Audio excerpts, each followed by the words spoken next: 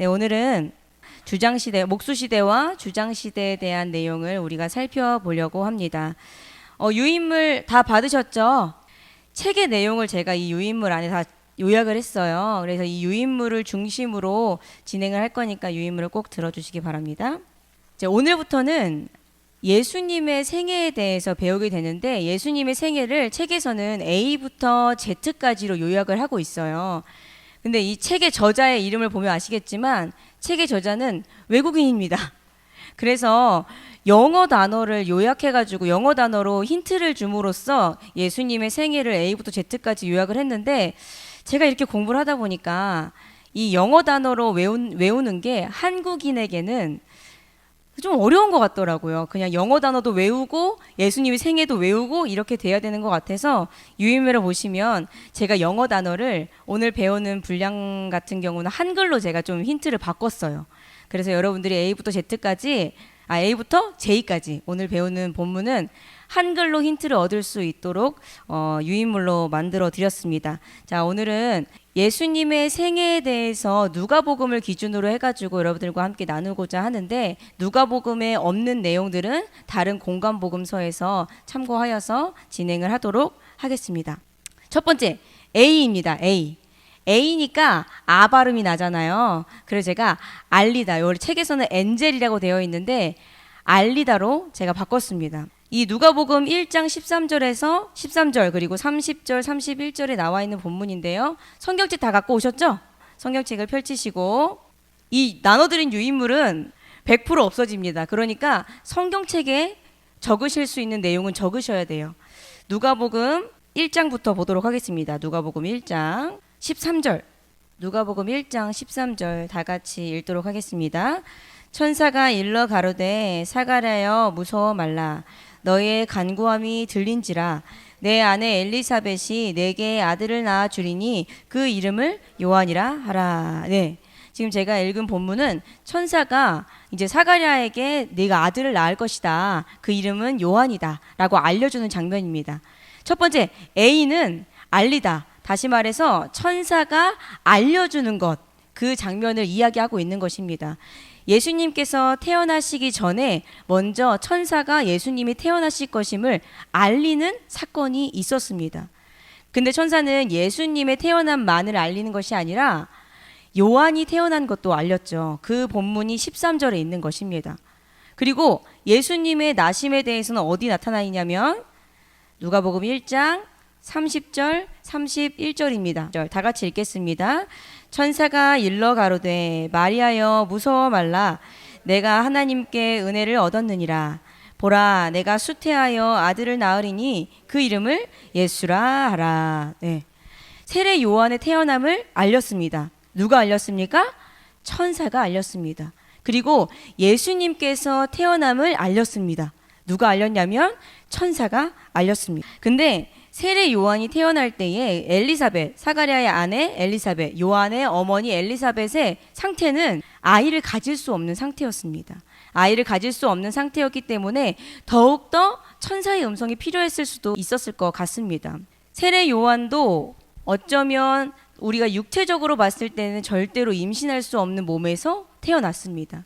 근데 예수님도 어땠습니까? 예수님 또한도 육체적으로 봤을 때는 절대로 예수님을 뵐 수 없는 상태에서 예수님을 가지셨습니다. 성경에서는 정혼한 기간에 마리아가 임신을 했다라고 기록을 합니다. 당시 예수님 시대에 이스라엘에서는 결혼할 때 정혼 기간이 있었습니다. 정혼 기간을 약 한 1년 정도로 봤는데, 결혼식을 하고 그리고 나서 1년 정도를 남편이 신혼집을 구하러 가는 기간이 있었어요. 그 기간이 한 1년 정도가 됐습니다. 근데 그때는 법적으로는 부부 상태였지만 육체적으로 봤을 때는 처녀 총각인 상태인 거죠. 근데 이 상태에서 남편이 신혼집을 구하러 갔을 그때, 그 정혼한 그 기간에 마리아가 임신을 한 거예요. 다시 돌아온 요셉이 얼마나 절망을 했겠어요. 아니, 이 아내가 내가 없는 동안에 무슨 짓을 했길래 임신을 했을까라는 생각을 했겠죠. 그래서 요셉의 상태에 대해서 이렇게 이야기합니다. 마태복음 1장 19절에 이렇게 기록돼 있어요. 그 남편 요셉은 의로운 사람이라 저를 드러내지 아니하고 가만히 끊고자 하여 라고 기록하고 있습니다. 요셉이 의로운 사람이었음에도 불구하고 끊고자 할 정도로 굉장히 상심한 상태였다는 거죠. 그때에 이 요셉에게 성령님께서 임하셔서 그 자는 성령으로 잉태된 자다라고 알려주십니다. 천사는 세례 요한의 태어남, 예수의 태어남을 알립니다. 그리고 또한 예수님께서 태어날 것임을 누구에게 또 알리냐면 바로 목자들에게 알리게 됩니다. 누가복음 2장 8절에서 10절입니다. 자, 같이 읽겠습니다. 시작. 그 지경에 목자들이 밖에서 밤에 자기 양떼를 지키더니 주의 사자가 곁에 서고 주의 영광이 저희를 두루 비추매 크게 무서워하는지라. 천사가 이르되 무서워 말라. 보라, 내가 온 백성에게 미칠 큰 기쁨의 좋은 소식을 너희에게 전하노라 라고 이야기합니다. 예수님께서 탄생하실 것임을 목자들에게 이야기를 한 것입니다. 근데 당시에는 목자가 굉장히 천한 직업이었어요. 천한 직업. 그 이야기는 다음 순서에서 더 얘기를 하도록 하겠습니다. 자, 유인물 보겠습니다. A는 알리다입니다. 알리다. 여러분들 제가 이제 알리다, 비천함 이렇게 쭉 할 텐데 그때그때 외우시는 게 좋아요. 그때그때 지금 나가서 외우시는 거 힘드니까 여기 유인물 마지막 페이지 보면은 테스트 페이지가 있습니다. 오늘 테스트하고 가셔야 되니까 머리로 외우시면서 강의를 들으시면 좋을 것 같습니다. A는 알리다. 제가 읽도록 하겠습니다. 하나님께서는 자기 아들의 탄생을 공표하기 위한 주요 수단으로서 누구를 사용하셨습니까? 천사를 사용하셨습니다. 천사 가브리엘은 예루살렘 성전에서 사가랴에게 나타나 그의 아내 엘리사벳이 주님의 길을 예배할 아들 세례 요한을 낳을 것이라고 말했다. 가브리엘 천사는 또한 나사렛의 마리아에게도 나타나 마리아가 성령으로 잉태하여 그리스도를 낳을 것이라고 설명했다. 하나님의 천사는 요셉에게 그와 정혼한 마리아가 메시아의 모친이 될 것이라고 확신시켰다. 또한 천사들은 베들레헴 언덕에 있던 누구들에게? 목자들에게. 너무너무 잘하시네요. 목자들에게 구세주 탄생의 기쁜 소식을 알리기도 했다. 네, 예수님의 생애 첫 번째는 천사가 예수님의 탄생을 이야기하는 것, 수태고지 사건이었습니다. 자, 그럼 B로 넘어가도록 하겠습니다. B는 비천함입니다. 비천함. 책에는 뭐라고 되어 있죠? birth라고 되어 있죠. 태어나는 것 얘기를 하고 있어요. 근데 저는 이제 영어니까 한글로 바꿔서 비천함이라고 표현을 했습니다. 예수님께서는 이 땅에 태어나실 때 영광스럽게 사람들이 눈 보기에 정말로 비천한 모습으로 태어나셨어요. 좀 전에 천사가 목자들에게 예수님의 탄생 소식을 알렸다고 말씀을 드렸습니다. 근데 당시에는 목자가 굉장히 천한 직업이었어요. 그래서 목자들에게 예수님 탄생 소식, 왕의 탄생 소식을 알렸을 때 만약에 예수님이 굉장한 곳에 태어나셨다면 이 목자들은 절대로 예수님을 찾아갈 수가 없었을 것입니다. 왜냐하면 나 자신이 굉장히 천한 사람이라고 그들은 알고 있었기 때문에. 그런데 예수님의 모습을 성경에서는 뭐라고 이야기했냐면 누가복음 2장 11절 12절입니다. 천사가 나타나서 목자들에게 예수님의 모습을 이렇게 표현했습니다. 제가 읽을게요. 오늘날 다윗의 동네에 너희를 위하여 구주가 나셨으니 곧 그리스도 주시니라. 너희가 가서 강보에 쌓여 구유에 누인 아기를 보리니 이것이 너희에게 표적이니라 하더니 목자들에게 뭐라고 얘기했냐면 강보에 쌓여서 어디에 누웠다고 얘기했습니까? 구유에 누웠다라고 이야기합니다. 근데 당시에 강보에 싸는 것은 목자들이나 농부들이 갓난 아기에게 하는 행동이었습니다. 그러니까 예수님이 강보에 쌓였다? 그리고 대단한 침대에 누인 것이 아니라 구유에 누웠다? 라고 생각을 하니까 이 목자들은 아마 내가 찾아가도 되겠구나. 내가 찾아갈 수 있겠구나. 내가 찾아가도 나를 쫓아내지 않겠구나. 라고 생각을 했을 것입니다. 여기에서 우리는 다시 한번 예수님께서 얼마나 낮은 모습으로 이 땅에 오셨는지를 느끼게 됩니다. 왜 이렇게 낮은 모습으로 오셨을까요? 이 세상에서는 비천한 사람들, 이 세상에서는 천대받는 사람들까지도 모두 다 올 수 있도록, 누구나 다 예수님 앞으로 올 수 있도록 이토록 낮은 모습으로 이 땅에 오신 것입니다. 예수님께서는 모든 영광을 가지신 분이셨어요. 근데 그 영광을 모두 다 버리고 겸손한 모습으로 나타나셨습니다. 여기에서 우리는 진정한 겸손이 무엇인지를 배우게 됩니다. 여러분, 그리스도인은 다 가난해야 합니까? 아닙니다. 여러분, 부자 되십시오. 다 가지십시오. 그런데 겸손함이란 무엇이냐면 내가 가진 것을 내려놓을 줄 아는 게 바로 겸손함이라는 거예요. 예수님께서는 다 가지셨습니다. 모든 영광을 다 가지셨어요. 그런데 겸손함으로 인해 모든 것을 다 포기하시고 이 땅에 내려오셨어요. 가장 비천한 모습으로. 이게 바로 겸손함이라는 거예요. 우리가 다 가졌을지라도 주님을 위해서 다 포기할 줄 아는 것, 그게 바로 겸손함이라는 것을 우리는 알아야 하는 것입니다. 하나님께서 여러분들에게 부를 허락하실 수 있습니다. 명예를 허락하실 수 있습니다. 그런데 그 부와 명예를 주님을 위해 사용하는 여러분들이 되셨으면 좋겠습니다. 자, 유인물 보도록 하겠습니다. B. 예수께서 베들레헴에서 탄생하신 사건은 이적 중의 이적이다. 처녀가 아기를 낳은 것도 이적이지만 그보다 더한 이적은 하나님이 뭐가 되셨다는 것이다? 사람이 되셨다는 것이다. 옛적부터 항상 계신 분이 시간 안에 태어나셨다. 하나님의 아들이 사람의 아들이 된 것이다. 예수께서는 하나님의 아들로서 가지셨던 뭐를 감추셨을까요? 영광을 감추셨습니다. 영광을 감추시고 소박한 시골 부부의 품에서 연약한 아기로 태어나셨다. 더욱이 예수께서는 마구간에서 출생하셨다. 마구간은 위생적으로 보나 무엇으로 보나 아기가 태어나기에 적당한 장소가 아니었다. 예수님의 요람은 말들의 여물통이었다. 주님은 너무도 무슨 모습?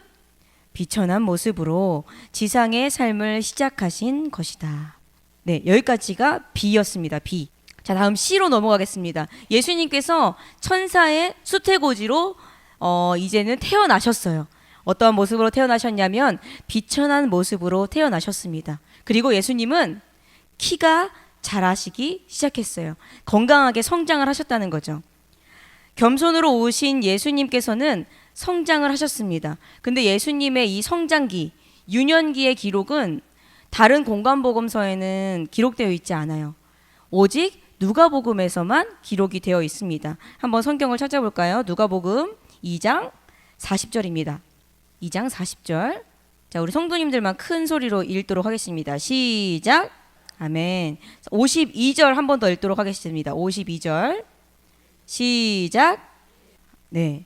예수님의 모습을 뭐라고 이야기하고 있냐면 지혜가 있었고 은혜가 그 위에 있었다. 그리고 지혜와 키와 사랑을 받았다라고 이야기를 합니다. 이 말에서 우리는 진짜 건강한 그리스도인의 모습이 무엇인지 볼 수가 있습니다. 지혜가 있었다. 이것은 영적으로 건강했다는 것이죠. 영적으로도 건강하셨습니다. 그리고 키가 자랐다라는 것은 육체적으로도 굉장히 건강하셨음을 이야기하고 있는 것이죠. 그리고 사람에게 더 사랑스러워 갔다. 사람에게 사랑을 받았다는 거예요. 사회적으로도 굉장히 건강한 모습을 예수님께서는 갖고 계셨다는 것입니다. 건강한 그리스도인은 바로 예수님의 모습과 닮아 있어야 됩니다. 그 지혜와 키와 사랑스러움을 갖고 있어야 된다는 것이죠. 요즘 어린이들을 보면은 머리는 많이 큰데 육체적으로 건강하지 못하는 어린이도 많고, 머리는 많이 큰데 또한 사회적으로 건강하지 못한 어린이들도 굉장히 많습니다. 요즘에 바깥에 잘 안 나가요. 뛰어놀질 않습니다. 그리고 학교에서도 체육 시간이 굉장히 많이 줄었다는 얘기를 들었습니다. 체육 시간이 많이 줄다 보니까 따로 운동을 보내야만 애들이 활동을 할 수 있을 정도로, 그 정도로 육체적으로도 많이 약한 모습들을 보이는데, 우리는 아이들을 볼 때에도 그렇지만 내 자신을 볼 때에도 지혜, 하나님께서 우리에게 주시는 그 지혜, 영적으로도 건강해져야 하고 또한 육체적으로도 건강해져야 되고 무엇보다도 사회적으로도 건강해져야만 합니다. 어떤 분들을 보면은 영적으로 진짜 건강해요. 정말로 하나님과 만난 사람처럼 정말 대단해 보여. 그런데 사회적인 평판이 좋지 않은 분들이 계세요. 근데 그거는 건강하지 못하다는 거예요. 한쪽으로 치우쳤다는 거죠. 육체적으로는 건강한데 지혜가 없어. 하나님을 만나지 않아. 또 어떤 분들은 지혜는 많은데 사회적으로는 건강한데 하나님을 모르는 사람도 있습니다. 근데 주님께서 우리들에게 이 땅에서 살아갈 때의 진짜 건강한 모습은 이 세 가지, 영적으로, 육체적으로, 사회적으로 균형 잡혀야만 건강한 그리스도인임을 우리 말씀에서 보여주고 있습니다.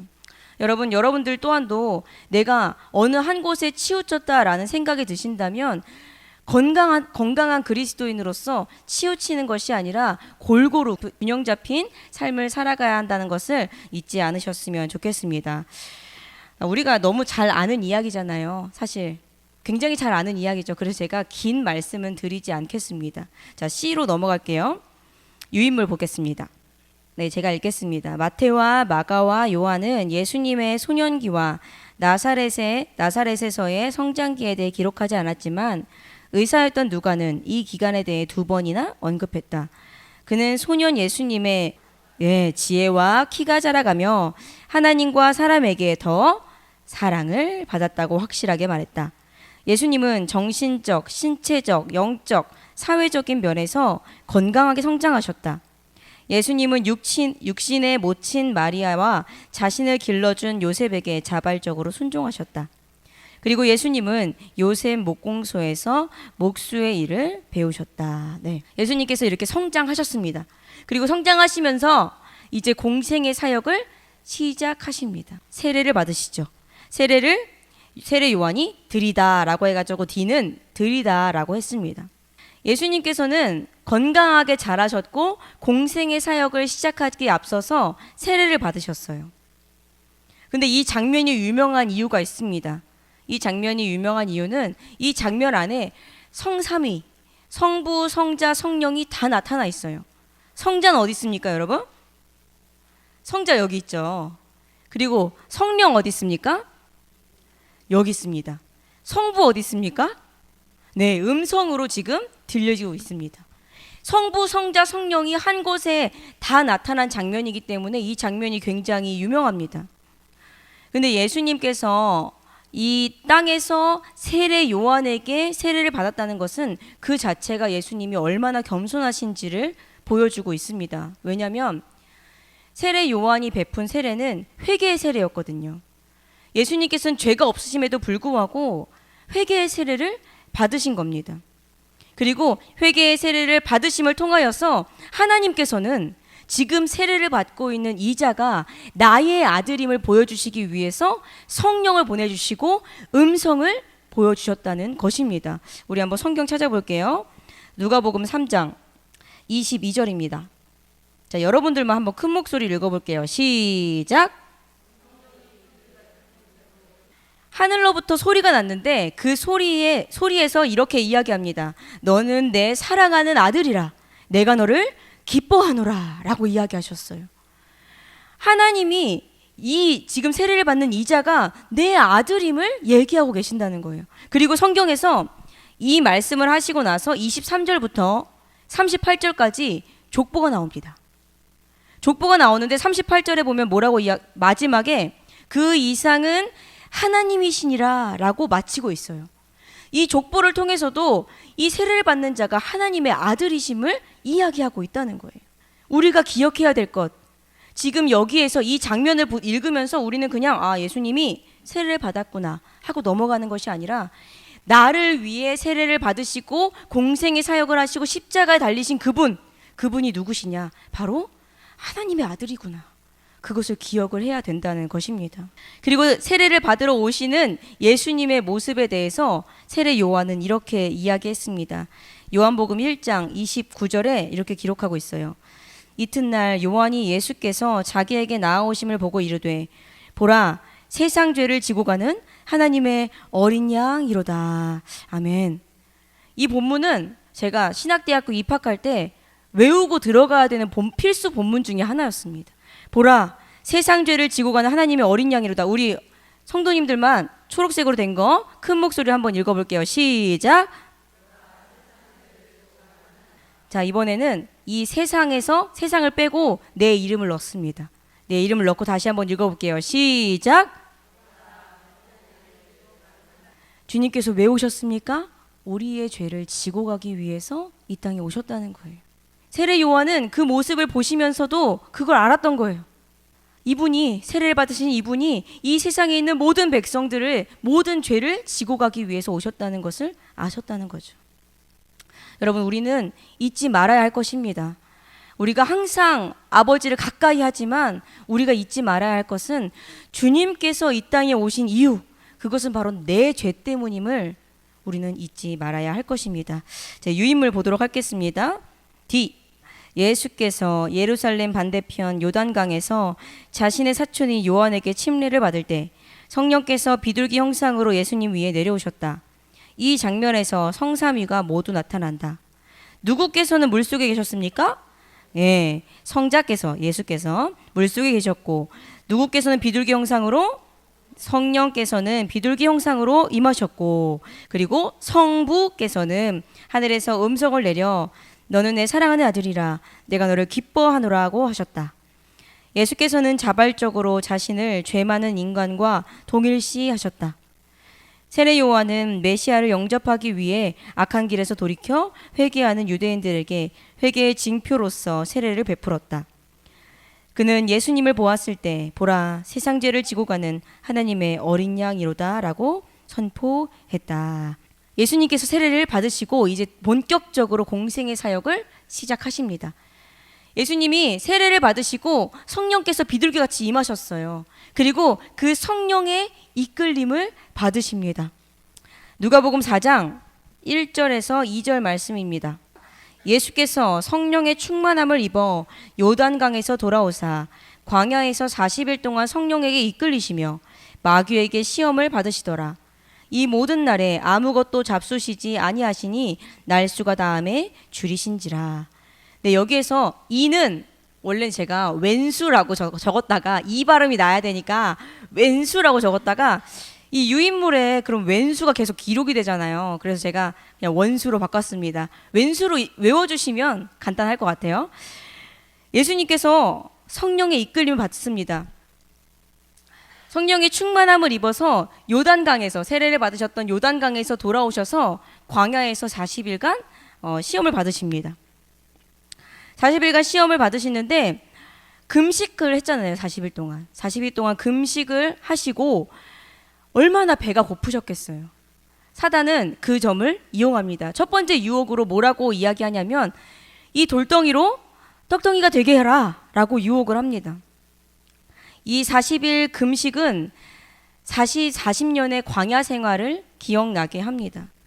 예수님께서는 40일 동안 금식하시고 부족한 것들이 많으셨죠. 먼저 너무 배가 고팠습니다.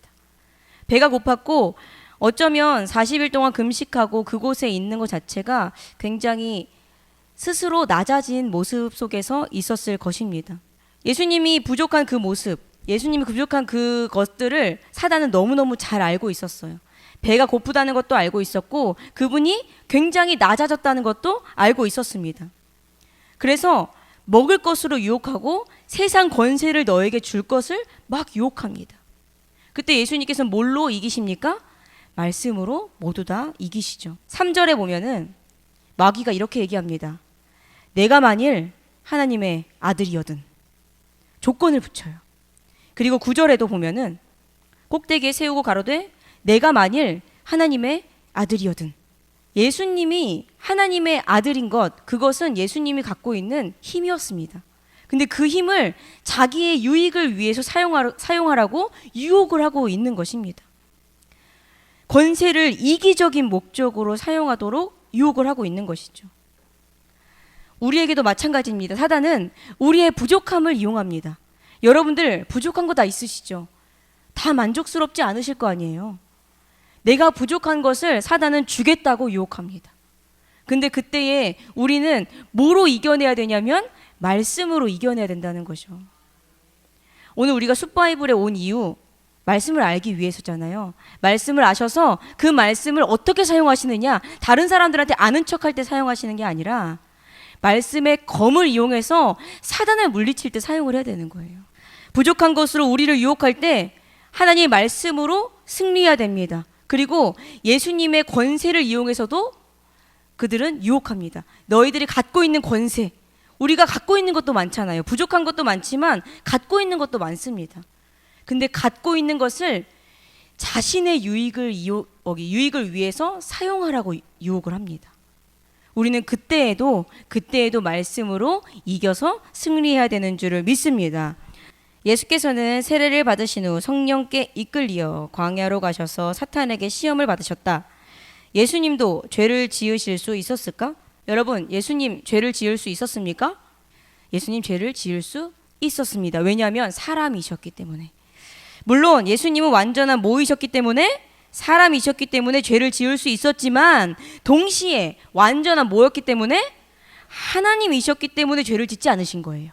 예수께서 광야에서 40일 동안 금식을 하신 후에 사탄은 예수께서 가지고 계신 하나님의 아들로서의 권세를 자기 자신의 이기적인 목적을 위해 사용하도록 부추겼다. 그러나 예수님은 거룩한 능력을 이기적인 목적을 위해 사용하기를 거부하셨다. 사탄은 교묘하게 하나님의 말씀을 왜곡하여 3차례나 시험하였고, 예수님은 그때마다 하나님의 뭐로? 말씀으로 사탄의 전략을 무력화시키셨다. 자, 여기부터 여기까지 우리가 배웠어요. A 뭐였죠? B 뭐였죠? C 뭐였죠? 보고서 읽으시는 거 아니죠? D 뭐였죠? 들이다. E 뭐였죠? 네, 왼수 맞고요. 원수 맞습니다. 자, 중간에 이렇게 점검하면서 넘어가도록 하겠습니다. 자, F로 넘어가도록 하겠습니다. F는 평탄하게 하는 자. 평탄하게 하는 자 누가 있었죠? 세례 요한이 있었죠. 근데 제가 이제 제자들 또한도 다시 오실 예수님의 길을 평탄하게 하는 자라고 해가지고 F를 평탄하게 하는 자라고 지었습니다. 공생애를 시작하시고 시험을 이기셨습니다. 말씀으로 이기셨습니다. 그리고 예수님께서는 기도를 하신 후에, 밤이 새도록 기도하신 후에 누구를 택하시냐면 제자들, 작은 예수를 선택을 하십니다. 예수님께서 작은 예수를 선택하실 때 밤이 새도록 기도했다고 성경은 기록하고 있어요. 누가복음 6장 12절 13절입니다. 자, 여러분들만 한번 읽어볼게요. 시작!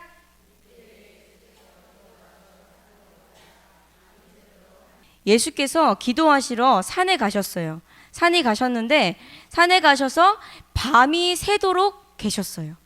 그 뒤에 제자들을 택하신 것입니다. 예수님도 제자를 택하실 때 굉장히 신중하셨던 거예요. 하나님과 기도하면서 하나님께 응답을 받고 그리고 제자를 택하신 거죠. 그리고 제자들에 대해서 마가복음에선 이렇게 기록하고 있어요.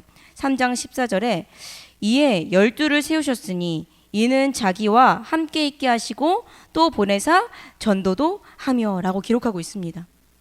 여기에서 제자들이 해야 될 일이 무엇인지를 알려주고 있습니다. 제자는 함께 있어야 됩니다. 누구와 함께 있어야 됩니까? 하나님과 함께 있어야 돼요. 하나님과 항상 동행하는 삶을 사는 게 바로 제자의 삶이라는 거예요. 여러분 12제자 보면은 예수님이 가시는 길을 다 따라다녔습니다. 어디도 빠지지 않았어요. 계속 따라다녔어요. 그것도 가장 가까운 곳에서. 멀찌감치해서 따라다니는 사람이 제자가 아니에요. 가까이에서 따라다니는 사람이 바로 제자라는 거죠. 여러분, 우리는 그리스도의 제자입니다. 맞습니까? 그렇기 때문에 우리는 예수님의 발자취를 바짝 따라가야 되는 거예요. 바짝. 가까이에서 따라가야 합니다. 그리고 또한 제자들이 뭐를 했다고 성경은 기록하냐면 전도도 했다라고 기록을 합니다. 순복음 부천교회에 제가 와서 이제 2년이 됐거든요. 제가 와서 가장 놀란 점, 전도가 정말 뜨겁습니다. 정말로. 다른 교회보다 훨씬 더 정말 뜨거워요. 여러분들 진짜 순복음 부천교회가 성장할 수 있는 원동력이 바로 제자된 여러분들이 전도했기 때문인 줄 믿습니다. 전도는 제자의 덕목이에요. 왜냐하면 예수님을 아는 자는 전하지 않을 수가 없거든요. 그 길이 유일한 길임을 아는 자는 나 혼자만 그 길을 가지 않습니다. 왜냐하면 누구에게나 열려 있다는 것 또한도 우리가 알고 있기 때문에. 주님은 모든 자들을 구원하길 원하십니다. 그리고 전도에 미련한 것으로 구원받는 것을 기뻐하신다고 성경에서 기록하고 있습니다. 주님께서는 그냥 어떤 교회들은 보면은 사람을 모을 때 돈을 준다고 알바 천국에다 올리는 교회들도 몇몇 있어요. 근데 그 교회가 올린 건 아니겠죠. 어떤 사람이 올렸겠죠. 사람을 부르고 싶으니까. 시급 10,000원 해가지고 예배가 뭐 2시간이다 하면 20,000원씩 주겠다. 그러니까 와달라라고 얘기하는 그런 데도 있어요. 근데 저는 개인적으로는 그게 올바른 전도가 아니라고 생각을 합니다. 진짜 전하는 거죠. 예수님을 전하는 겁니다. 근데 전에서 그 사람이 교회에 오고 안 오고는 하나님께 달린 거예요. 우리는 그저 전하는 겁니다. 전하고 그 뒤에 일은 하나님께 맡기는 거예요. 주님이 하십니다. 왜냐하면 주님은 우리가 전하는 모습을 보고 그 사람의 귀에 들어가는 것까지만 보십니다. 그리고 귀에 들어갔다면 그 자에게 믿음을 주시는 분도 바로 하나님이세요. 그러니까 우리는 전하기만 하면 됩니다. 제자로서 하나님과 함께 하면서 우리가 누렸던 주님과의 그 기쁨을 전하는 거예요. 그러면 바로 주님께서 너희가 나의 제자구나 라고 알아주실 줄을 믿습니다. 자, 유인물 보겠습니다. 평탄하게 하는 자. 예수님께서는 공생애의 매우 이른 시기부터 누구를 선택하셨습니까? 제자들을 선택하셨습니다. 12사람을 택하셨는데 3년의 사역기간 동안 그들과 함께 생활하면서 그들을 작은 예수로 키우셨어요. 이에 12를 세우셨으니 이는 자기와 함께 있게 하시고 또 보내사 전도도 하며 제자는 예수님을 따르는 자이다. 그러므로 제자는 예수님이 계신 곳으로 가야 한다. 거기서 예수님께서 보여주신 모습을 따라 살아야 한다. 예수님은 지금도 자기를 구주로 영접한 제자들을 어디로 보내실까요? 세상으로 보내십니다. 우리는 보내심을 받은 자들인 거죠. 세상으로 보내십니다. 자, 이제 우리가 머리를 조금 써야 되는 시간입니다. 제자의 이름을 한번 외워봅시다. 어떻게 외우는 거냐면 책에는 이 사람이 외국인이다 보니까 알파벳이 우리나라로 치면 가나다라잖아요. 그러니까 그렇게 얘기를 했는데 저는 알파벳은 좀 낯설더라고요. 그래서 제가 유인물에는 이응으로 된 이름 5개, 이응으로 된 이름 5명, 그리고 비읍으로 된 이름 2명, 그리고 이게 원래는 스트릿이에요. 스트릿. 그러니까 거기는 몇 번 가, 우리는 무슨 로 이렇게 쓰잖아요. 몇 번 가 이런 식으로 해가지고 이렇게 요약을 해놨는데 잘 외워지지가 않아서 저는 요것만 외우세요. 요것만. ST 이렇게 해가지고 이응으로 된 5명, 비읍으로 된 2명, ST. M은 뭡니까? 마태. A는 안드레. N은 나다나엘. S는 시몬. T는 도마는 원래 토마스이기 때문에 T로 된 겁니다. 자, 지금부터 제가 한 3분 정도 드리겠습니다. 지금 외우시는 거예요. 그러니까 이 자리에서 외우는 게 가장 좋아요. 그럼 얻어가는 거예요. 넘어가도록 하겠습니다. G는 가나 혼인잔치입니다. 가나 혼인잔치. 예수님께서는 이제 공생의 사역을 시작하시면서 첫 이적의 사건으로 가나 혼인잔치에서 물을 포도주로 바꾸셨습니다. 이 공생의 사역에서 이 사건은 요한복음에만 기록이 되어 있어요. 그래서 요한복음을 찾을 겁니다. 요한복음 2장 11절입니다. 시작. 예수께서 이 처음 표적을 갈릴리 가나에서 행하여 그 영광을 나타내심에 제자들이 그를 믿으니라. 아멘. 예수님께서 공생의 첫 번째 기적의 사건으로 이 물이 변하여 포도주가 되는 사건을 보여주십니다. 우리가 이 사건을 조금 더 자세하게 알기 위해서는 당시의 결혼 풍습에 대해서 알 필요가 있습니다. 당시에는 결혼할 때 포도주가 진짜 중요했습니다. 이 결혼 때에 주인공이 포도주라고 진짜 해도 과언이 아닐 정도로 중요했는데 왜 중요했냐면 흥을 돋우는 역할을 하기도 했지만 이 남자가 맨 처음에 이제 결혼을 하기 전에 어떤 여자에게 먼저 반하겠죠. 먼저 반하고 그 여자를 위해서 잔치를 베풉니다. 잔치를 베푸는데 이제 아빠한테 가가지고 아빠 나 마음에 드는 여자가 생겼어. 잔치를 베풀고 싶어. 돈 좀 줘. 해가지고 그 여자의 집에서 잔치를 베풀어요. 잔치를 합니다. 그거를 한 일주일 정도 해요. 일주일 정도 하면서 막 잔치를 베풀면서 그 여자에게 자신의 모습을 막 보여주는 거죠. 난 이런 사람인가? 나와 결혼하자 막 이렇게 해가지고, 그리고 그 여자의 가족들에게도 그 남자의 모습을 막 보여주는 거예요. 그리고 나서 피날레는 바로 마지막 날입니다. 마지막 날에 그 남자가 여자 앞에 포도주를 탁 갖다 놓습니다. 갖다 놓으면 이 여자는 그거를 마실 수도 있고 안 마실 수도 있어요. 근데 마시면 결혼이 성사가 되는 거예요. 마시지 않으면 결혼이 불발이 되는 거죠. 그만큼 이 포도주는 결혼을 성사시키고 성사시키지 않고를 결정할 정도로 중요한 문제였던 거예요. 근데 이 가나 혼인잔치에서 포도주가 똑 떨어져 버린 거죠. 근데 그때에 예수님께서 떨어졌던 그 포도주를 다시금 채우시고 그 잔을 마시게 하셨습니다. 예수님의 공생의 사역 첫 번째 기적으로서 왜 가나 혼인잔치를 보여주셨을까? 왜 포도주를 만드셨을까? 예수님의 마지막으로 한번 가봅시다. 공생의 마지막으로 한번 가봅시다. 공생의 마지막 때 마지막 만찬이 있습니다. 근데 그때에도 동일하게 포도주가 나옵니다. 주님께서는 포도주를 딱 드시고 잔을 드시고 이 잔을 마시라라고 이야기합니다. 예수님은 이 땅에 오셔서 혼인잔치와 같은 모습을 우리에게 보여주신 거예요. 제자들에게 잔을 주신 거예요. 마지막 날 피날레처럼 잔을 주시면서 이 잔을 마셔라 합니다. 그리고 그 잔을 마신 모든 제자들은 주님과 정혼한 사이가 되는 거예요. 결혼한 사이. 그리고 그 남편은 1년 정도 자신의 처소를 예비하러 가기 위해 갑니다. 제가 말씀드렸죠? 정혼한 기간 동안에 신혼집 구하러 간다고. 주님께서 동일한 말씀을 하십니다. 뭐라고 이야기하시냐면 요한복음 14장 1절에서 2절 말씀에 이렇게 기록합니다. 막 가지 말라 그래요. 제자들이. 예수님 죽지 마세요. 막 그렇게 얘기해요. 그때 예수님께서 이렇게 말씀하셔요. 너희는 마음에 근심하지 말라. 하나님을 믿으니 또 나를 믿으라. 내 아버지 집에 거할 곳이 많도다. 그렇지 않으면 너희에게 일렀으리라. 내가 너희를 위하여 처소를 예비하러 가노니 라고 기록을 하고 있습니다. 주님께서는 우리를 위해서 처소를 예비하러 간 거예요. 남편이 신혼집을 만들러 간 것처럼 주님은 우리와 정혼하시고 처소를 예비하러 가셨습니다. 그러면 우리는 정혼한 신부와 같이 정결하게 이 땅에서 다시 오실 주님을 기다려야 된다는 거예요. 기다리면서 주님이 다시 오실 날을 기다리면서 지혜로운 처녀와 같이 기름이 떨어지지 않게 해야 된다는 것이죠.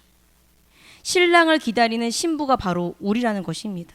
우리는 성찬식을 할 때마다 포도주를 마실 때마다 주님께서 우리를 위해서 십자가에 달리셨구나 만을 기억하는 것이 아니라 내가 주님과 정혼한 신부구나를 기억해야 된다는 거죠.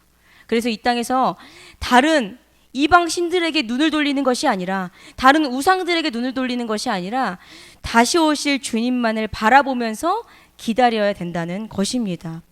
여러분, 우리는 정혼한 신부인 줄 믿습니다.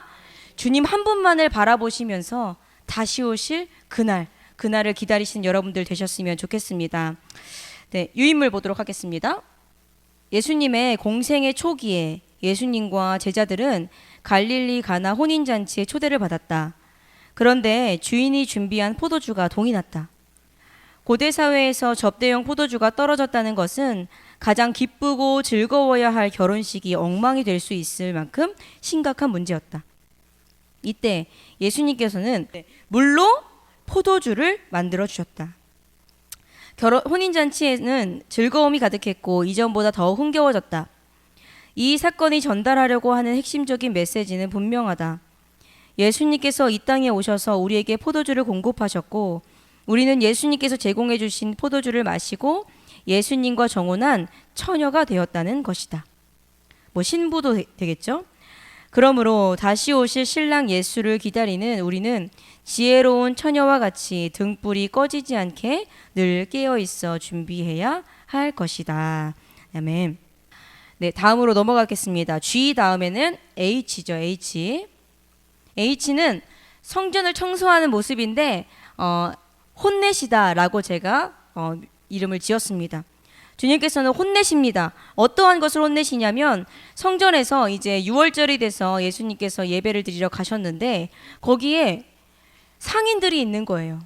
상인들이 있는데 이 상인들이 어떠한 상인들이었냐면 이방인의 뜰에서 물건을 이렇게 사고 팔았습니다. 사고 파는데 흠이 없는 것을 제물로 드려야 되잖아요. 무엇을 사고 팔았냐면 흠이 없는 제물을 드려야 되는데 흠이 있는 제물을 드린 자들의 그 제물을 바꿔줬습니다. 돈을 많이 얹어서 만약 100원짜리면 한 300원에 받아서 주는 거예요. 몇 배씩 해가지고. 그런데 이 상인들이 굉장히 고위 기득권층이었어요. 기독교인 중에서도 굉장히 위에 있는 사람들이었던 거죠. 근데 이 사람들이 국가와 결탁을 해가지고 여기에서 판매하는 것만 예물로 드릴 수 있게 만드는 거예요. 돈을 굉장히, 그러니까 웃돈을 많이 얹어도 사람들은 살 수밖에 없는 거예요. 여기까지 왔고 이제 예배를 드려야 되는데 여기에서 사야만 그걸 제물로 드릴 수 있대. 어쩔 수 없이 사람들은 거기에 있는 것을 살 수밖에 없는 거죠. 물건을 바꿔줍니다. 근데 이 물건이라도 제대로 된 거였으면 참 다행인데 이 물건도 어떤 걸 줬냐면 저 사람하고 바꿔준 거를 또 이 사람한테 돈을 얹어서 팔아요. 그리고 저 사람하고 또 바꾼 거를 또 이 사람한테 돈을 얹어서 팔아요. 그러니까 예수님이 보시기에 이 행동이 정말로 자기만 생각하는 행동이었던 거예요. 이기적이고 다른 사람을 등쳐먹는 행동이었던 거죠.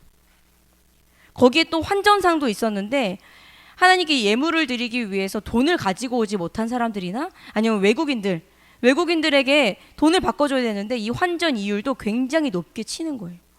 높게 해가지고 사람들한테 돈을 굉장히 많이 얻어내는 거죠. 종교 기득권층들의 만행이었습니다. 만행. 굉장히 썩어 있었던 거죠.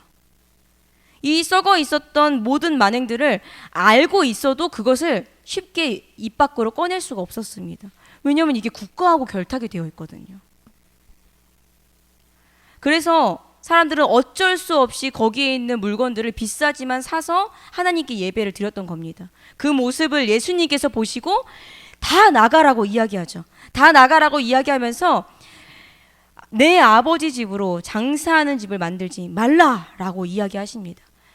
뭐 어떤 사람들은 예수님께서 이렇게 화내시는 모습을 성경에 찾아볼 수 없다라고 할 정도로 가장 크게 화를 내십니다.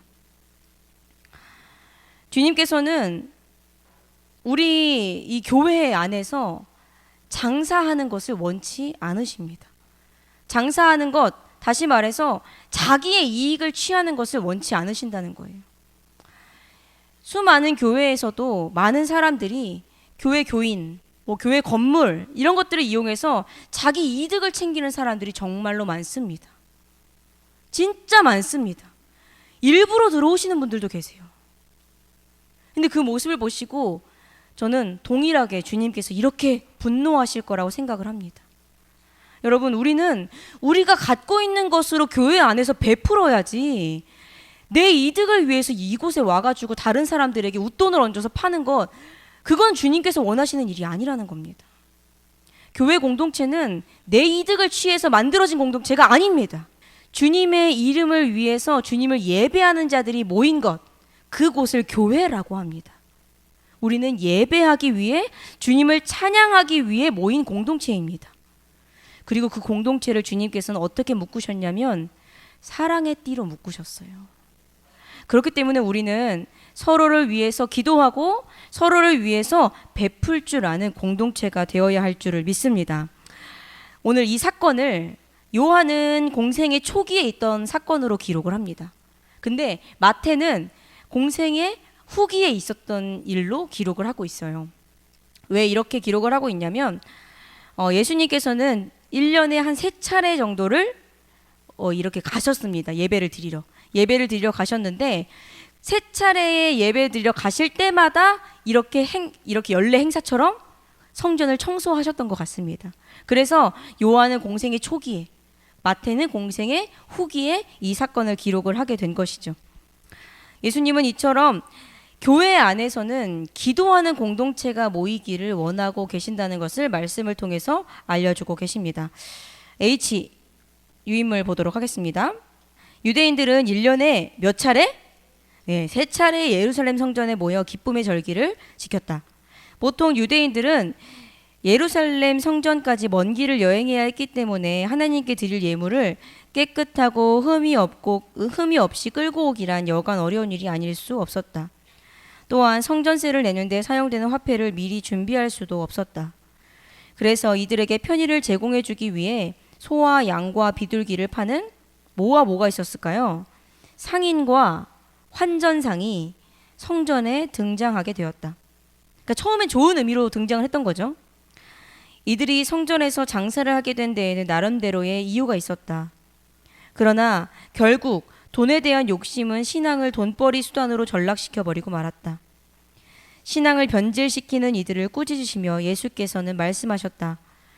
내 아버지의 집으로 장사하는 집을 만들지 말라.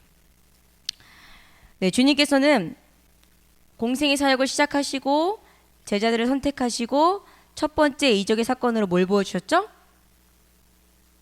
물이 변하여 포도주가 되는 사건을 보여주십니다. 그리고 성전을 청소하셨습니다. 그리고 그 다음입니다. 이때 이제 6월절에 예수님께서 성전을 청소하셨습니다. 그 다음에 니고데모 이야기가 나옵니다. 니고데모. 원래는 아이라서 이응부터 시작을 해야 되는데 그냥 이고데모, 네, 니고데모입니다. 니고데모가 성경에서는 뭐라고 기록하냐면은 6월절쯤에 찾아왔다라고 성경에서 기록을 하고 있어요. 여기에서 우리가 니고데모 이야기는 잘 알고 있지만 니고데모가 언제 어느 때 찾아왔는지를 잘 알지는 못하는 것 같아요. 니고데모는 6월절쯤에 찾아왔습니다. 그리고 6월절쯤에 찾아온 이유에 대해서 학자들은 뭐라고 이야기하냐면 이 니고데모가 굉장히 고위 종교층이었거든요. 근데 교회 종교인이었는데 자신도 상인들의 모든 행동들, 환전상의 행동들이 안 좋고 나쁘고 잘못됐다는 것을 알고 있었다. 근데 말을 못 꺼냈던 거죠. 이거를 얘기하게 되면 내가 갖고 있던 모든 명예와 직분들을 다 버리게 될 수도 있으니까 말을 못 꺼냈던 거예요. 근데 어떤 30대 청년이 와서 성경을 다 뒤집으시는 거예요. 너무나도 바른 말을 하면서.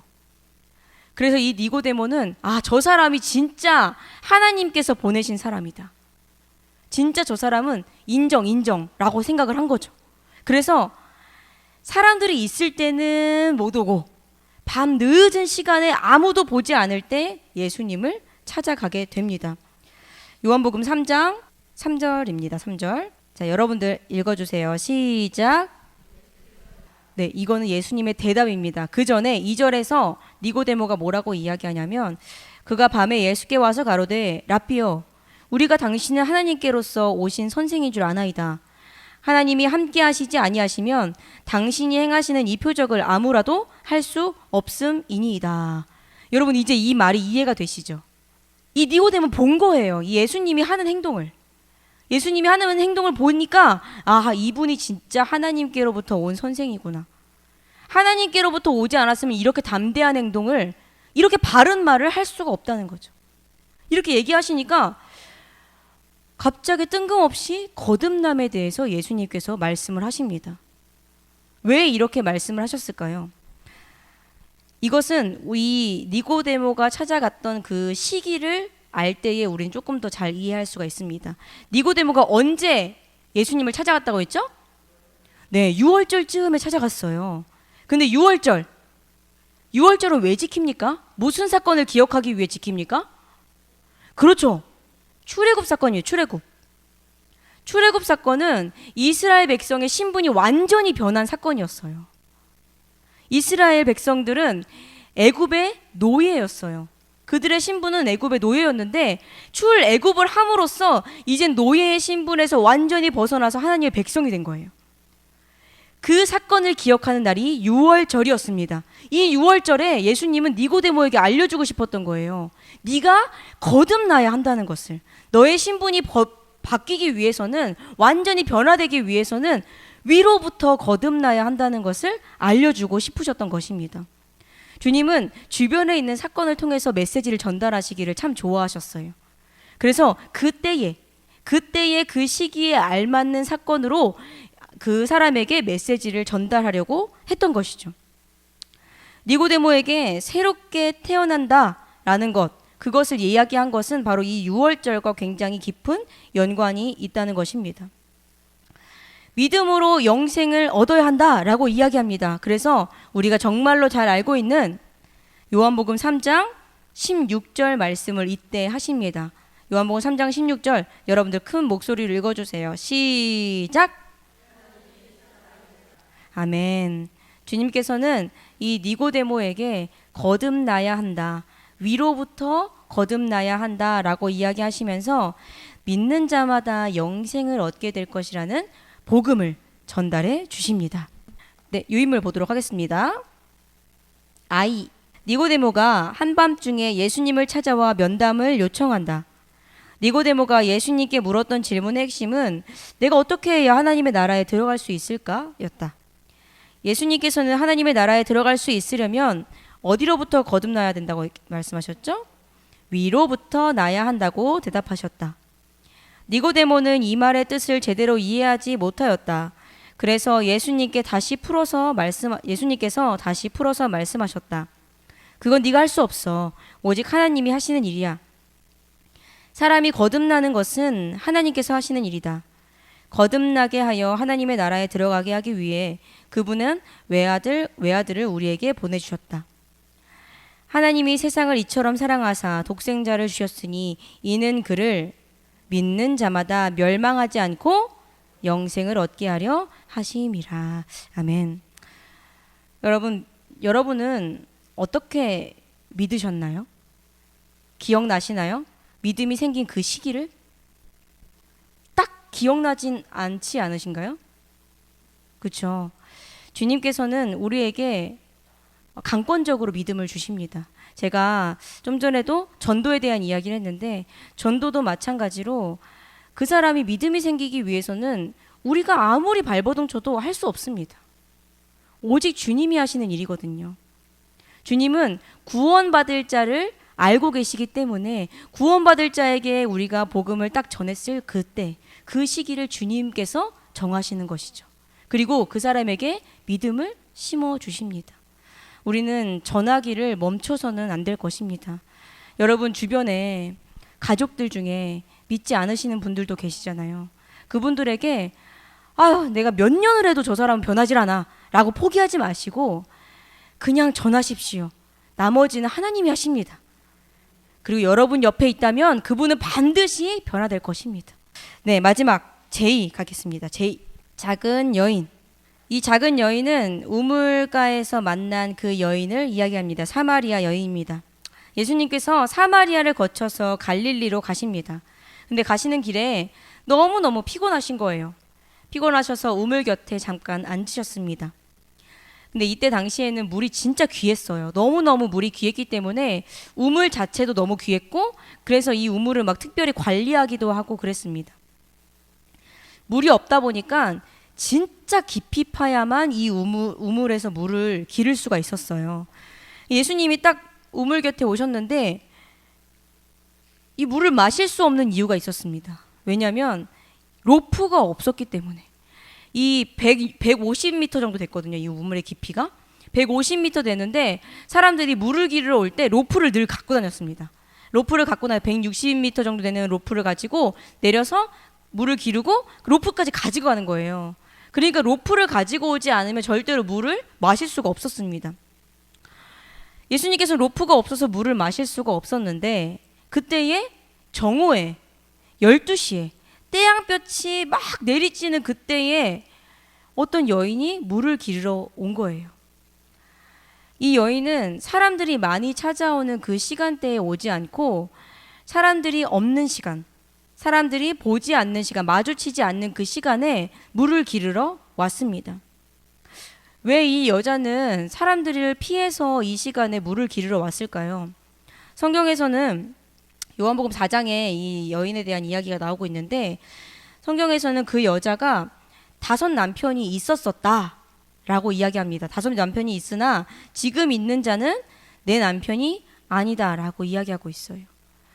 그러니까 이 여인은 남편이 굉장히 많았는데 첫 번째 남편도 죽고 두 번째 남편도 죽고 세 번째 남편도 죽고 네 번째 남편도 죽고 다섯 번째 남편을 구하기 위해서 잠깐 임시로 어떤 남자가 옆에 있는 거예요. 그러니까 예수님께서 다섯 번째 있는 그 남편도 내 남편이 아니구나 라고 말씀을 하신 거죠. 그러니까 이 여인은 굉장히 갈급한 상태였을 것입니다. 그리고 그 여인 주변에 얼마나 소문이 많았겠어요.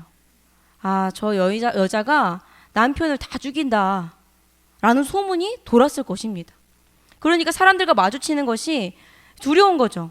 자신에 대한 너무나도 많은 소문들이 돌고 있으니까. 그래서 이 여인이 아무도 그 여자 주변에는 아마 가지 않았을 거예요. 왜냐하면 저 여자는 저주가 걸렸구나 라고 생각을 했을 거거든요. 저 여자가 저주가 걸렸으니까 옆에 있는 남편들이 다 죽는구나, 가까이 가면 죽겠구나 싶으니까 가까이 가지도 않았던 거예요. 근데 그 여인에게 예수님께서 다가가십니다. 예수님께서 다가가셔서 뭐라고 이야기하시냐면 요한복음 4장 13절과 14절입니다. 큰 목소리로 읽겠습니다. 시작. 저는 이 본문을 보면서 제가 주님을 만났을 때를 떠올렸습니다. 제가 주님을 만났을 때도 정말로 너무너무 갈급할 때였어요. 정말 사람은 아무도 나에게 도움이 되지 않고 누군가가 날 구출해 줄 수도 없다라는 생각이 들었을 때 주님을 붙들고 매달렸던 것 같아요. 여러분들도 다 경험 있으시죠?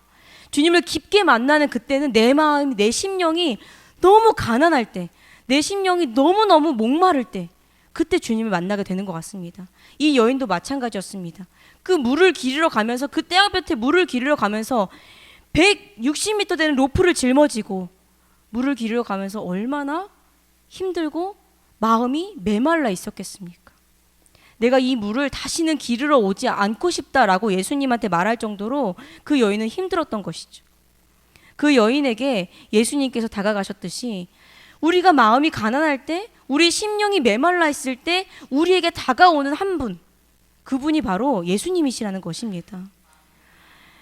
우리가 사회적으로, 세상적으로 그냥 겉모습 봤을 때 너무 나락으로 떨어지면 사람들도 우리 주변에 오지 않습니다. 정말 아무도 오지 않습니다. 사람들은 다 떨어져 나갑니다. 내 옆에 가까이 있는 사람이고 내가 믿었던 사람까지도 다 정리되는 것을 우리는 경험합니다. 근데 우리는 그때 사람이 다 떠난 그때에도 내 곁에서 항상 사랑스러운 눈빛으로 바라보시는 주님을 볼 수가 있다는 것이죠. 이 여인은 주님을 만나고 주님을 전하기 시작했습니다. 그리고 이 여인을 통해서 많은 사람들이 예수님을 알게 된 것이죠. 작은 여인이었지만 예수님께서는 이 작은 여인을 통해서 예수 그리스도를 전하는 도구로 사용하셨던 거예요. 우리 또한도 우리가 마음이 가난해서 주님을 만났고 만난 그 주님을 전할 때에 주님의 도구로서의 삶을 살아갈 수 있을 줄을 믿습니다. 네, 제2 가도록 하겠습니다. 제2 마지막입니다. 마지막. 예수님께서는 야곱의 우물을 찾아 나온 한 여인을 만나셨다. 인생의 수많은 고난으로 인해 항상 목마름을 느끼던 여인이었다. 예수님께서는 영원히 목마르지 않는 물을 알려주셨고 예수님을 만난 후 여인은 놀랍게 변화되었다. 그 후 수가성 주민들은 이 여인의 소개를 통해 예수님을 만나게 되었다. 그가 하나님의 아들이시며 세상의 구주이심을 발견하게 된 것이다. 예수님께서 한 비천한 여인을 변화시켜 구원의 도구로 사용하신 것이다. 네, 끝났습니다. 자, 우리 한번 복습해 볼까요? A 뭐였죠? A? 알리다. B? 자, 이거 읽지 마시고. C? 기가 자람. D? 들이다. E? F? 평탄하게 하는 자. G? 가나온인 잔치. G 뭐죠? 그 다음 G H. 죄송합니다. H? I? J. 예. 자, 다 외우셨죠? 잠깐 1분만 공부하시고 테스트로 넘어가도록 하겠습니다. 1분 뭘 공부하시냐면 제가 제출할 문제를 알려드릴게요. 이 순서 A, B, C, D, E, F, G 이거랑 제자 이름입니다. 자, 1분만 공부하시고 테스트로 넘어가겠습니다. 자, 공부 여기까지. 책 덮으세요. 책 덮으시고 자, 테스트 페이지로 넘겨주세요. 자, 이건 누가 보는 거 아니니까요. 이게 A부터 J까지가 예수님의 생애 순서예요. 그러니까 J까지는 여러분들이 예수님의 생애를 다 알고 있다라고 생각하시면서 공부하는 마음으로 적어주셨으면 좋겠습니다. 그리고 이제 다음 시간에도 이제 나머지 알파벳이 나가는데 그때도 여러분들이 영어 단어를 외우기가 힘드시다면 이런 식으로 한글로 만드시면 조금 더 쉬울 것 같아요. 네, 팁입니다. 네, 테스트 페이지 시작하도록 하겠습니다. 자, 웅성웅성해지시는 거 보니까 다 적으신 것 같습니다. 자, 공부를 할 때 세 가지를 하면 잘 된다고 합니다. 보고, 말하고, 쓰고. 이 세 가지를 하면 암기에 굉장히 도움이 된대요. 자, 우리 A 한번 다시 해봅시다. A 뭐죠? 알리다. B, C, D, E, F, G, H, I, J, 예, 이렇게 순서가 됐습니다. 제자들의 12제자들의 이름은 요렇게 해요. 요렇게. 뭐 순서가 다 다를 수 있으시니까 제가 그냥 뭐 부르진 않겠습니다. 야고보, 요한, 유다, 베드로, 빌립, 마태, 안드레, 나다나엘, 시몬, 도마. 이렇게 12제자입니다. 여러분들이 한번 적으시는 것만으로도 큰 도움이 됐을 거라고 생각이 됩니다. 오늘 이 시간에 주님께서 오늘 이 말씀을 다 알려주셨잖아요. 그러니까 주님 앞에 이 말씀이 나의 말씀 되고 또한 그 말씀으로 내가 사단을 이겨 승리할 수 있는 힘을 달라고 주님 앞에 잠시 기도하겠습니다. 잠깐 기도하고 마치도록 하겠습니다. 주여 한번 크게 외치시고 기도하겠습니다. 주여, 사랑해 주님 감사합니다. 아버지 하나님